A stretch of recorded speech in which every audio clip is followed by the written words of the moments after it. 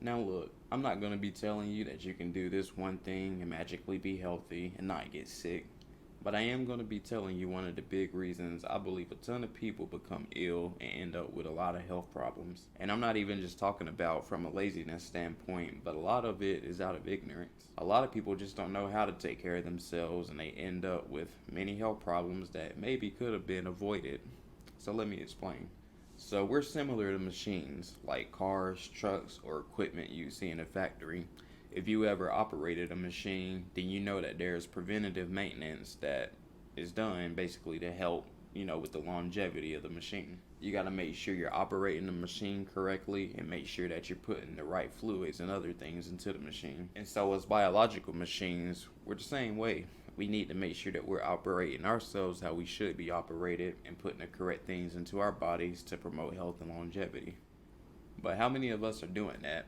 How many of us think that we're doing that, but not really? So, look, a lot, and I do mean a lot, of us are putting poisons and toxins into our bodies every single day. We're doing this day after day, week after week, year after year. We're constantly consuming poison and then are so surprised when we end up with cancer, diabetes, high blood pressure, heart disease, and a lot of other things. And so, even if you're vegan, vegetarian, or you feel like you pay attention to what you eat, don't think that this necessarily excludes you. For example, there was a point in time, fairly recently actually, that I decided I was going to try to start eating oatmeal because, it's considered to be healthy. So I bought a container of organic oatmeal. And so after a while, it was brought to my attention that even though I bought some healthy organic oatmeal, that I was literally still eating poison. And how, you may ask? Because, well, apparently the company itself handled the oatmeal 100% organically, but before the oatmeal gets to that company, the farmers that are handling and producing the oatmeal, these farmers for this specific brand basically were using some type of pesticide. Can't remember the name of it right now. It starts with a G. But they were using this pesticide basically when growing their oats. And this pesticide has carcinogens and other bad things that cause cancer in humans. So here I am thinking that I'm doing something good for my health by eating this organic oatmeal, and in reality, I was just still consuming poison. And that's the reality of the majority of the foods that we get from grocery stores and fast food places. They contain pesticides and other things that probably shouldn't be consumed by humans.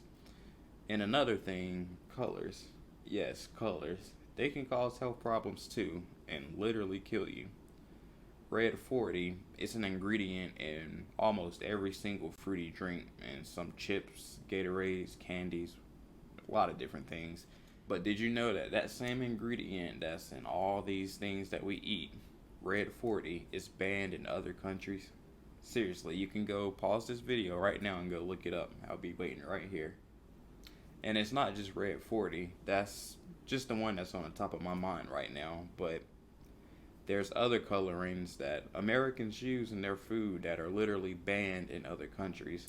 And here's a fun little fact. Did you know that most oranges aren't actually orange? They're actually green.